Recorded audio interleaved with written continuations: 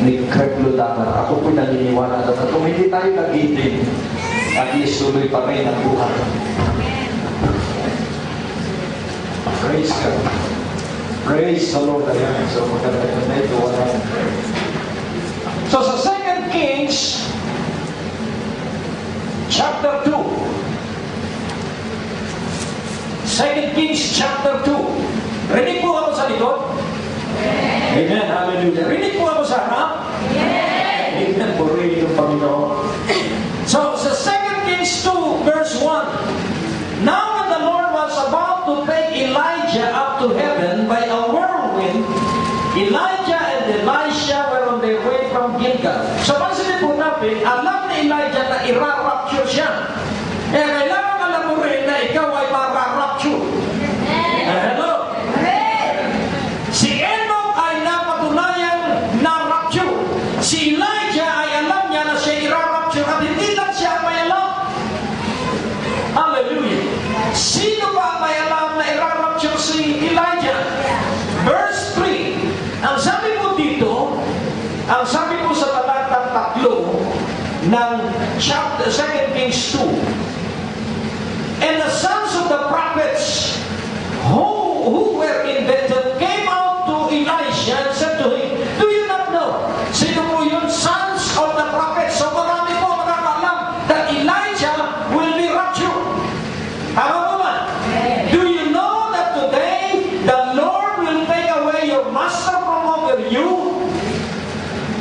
And he said, yes, I know it. Hold your peace. So alam ni Elijah na siya ira-rapture. Alam ng mga propeta, maraming anak ng mga propeta at mga propeta na alam na noong araw na yun, dadagitin si Elijah. Tama mo ba? Sa verse 11 and 12, isulat po ninyo para meron kayo tatayuang katotohanan. Sa verses 11 and 12, ang sabi po dito, and as they still went on and talked, behold, a chariot of fire and horses of fire separated the two of them, and Elijah went up by a whirlwind into heaven.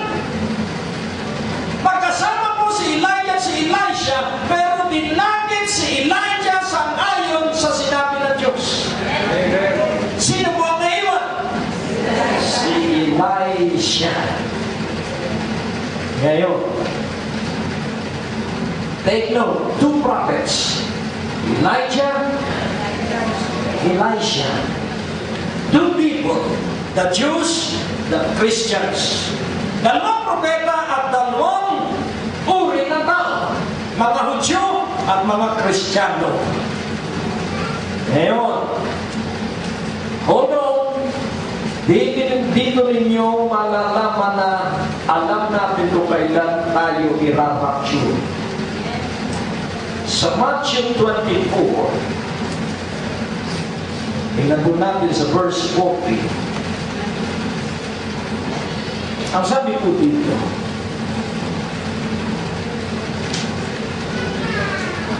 sa verse 44, ano po ang sabi rito? O sa verse 40 to 42.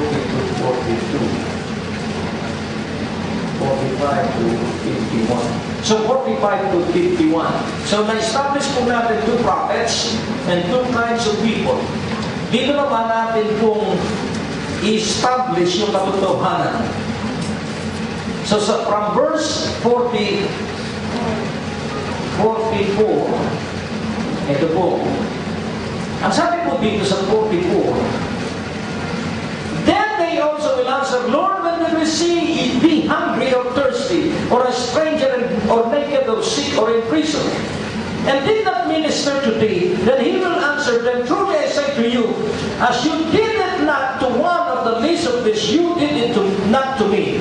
And they will go away into eternal punishment, but the righteous into eternal fire. So dalawang uri po ng lingkod, faithful servant and police. So, faithful servant and wicked servant. Tapat na alipin at masamang alipin. Ang tapat na alipin ay yung nagpapakain sa mga gutom. Hello? Ang mga tapat na alipin ay yung dinadalaw ang bilanggo. Ang mga masamang alipin ay yung walang ginagawa kundi pang sarili lang. Pagsiyasa tayo. Ngayon, sa Matthew 25, sunod-sunod po ito. Tungkol naman ito sa 10 virgins, the wise and the foolish. So, i-repeat po natin, 2 prophets, Elijah, Elisha. 2 people, the Jews and the Christians. Sa Matthew 24, faithful servant and wicked servant. Sa Matthew 25, wise and foolish virgins. Matalino at hangal na berhen. And then, sa separation of sheep and goats, sa Matthew 25, sa verse 34, ano po ang sabi? Blessed. Sa verse 37, righteous. Sa verse 41, curse. So, pinagpala ang matuwid. Nakasumpa ang mga kambing. So, sino sa akala ninyo ang tupa at sino sa akala ninyo ang kambing? Ang tupa po, ang pinapatay tahimik. Ang kambing po, pag nabasa ang paa, maingay. At yan po ang marami sa simbahan. Tumaas lang ang halaga ng presyo ng bibili. Sisi na dito, sisi na doon. Ikaw po ba ay kambing o tupa? Palagay ko, tupa. Pero yung tupa po, pag hindi naging masunurin, naging tupak. Kaya po, nakiko tayo matalino. Kaya po, yun ang gusto ko sa inyo, kaganda ng mukha nyo. Dahil ayaw ninyo na kayo ay foolish, ayaw ninyo kayo worthless, ayaw ninyo na kayo curse, gusto ninyo kayo ay blessed, gusto ninyo kayo faithful servant, gusto ninyo kasama kayo sa dadagitin. Mangyari! Amen! Mangyari! Purihin ang Panginoon. Ngayon, may mga aral po tungkol sa rapture. Yung tinatawag na pre-tribulation, mid-tribulation, and post-tribulation. Ang pre-tribulation po tayo. Ayaw ko, baka gusto niyo sa mid. Pasa sa mid ka rin. Yung mid-tribulation po ay after ng 3.5 years na paghahari ng Antikristo. Tatataka ng mga tao na hindi magpapatatak ay mahihirapan. So yung last 3.5 years po, yun po yung panahon ng puot ng Diyos sa mga maiiwan. Kaya po, kailangan makasama tayo sa rapture. So si Enoch na rapture, si Elijah na rapture, ang Panginoong Jesus resurrected. Tama po ba? So ngayon, pero pastor, iisa po si Elijah. Pastor, iisa po si Enoch. Eh tayo, napakarami. Pero nais ko pong ipaunawa sa Ephesians 5, the mystical body of Christ.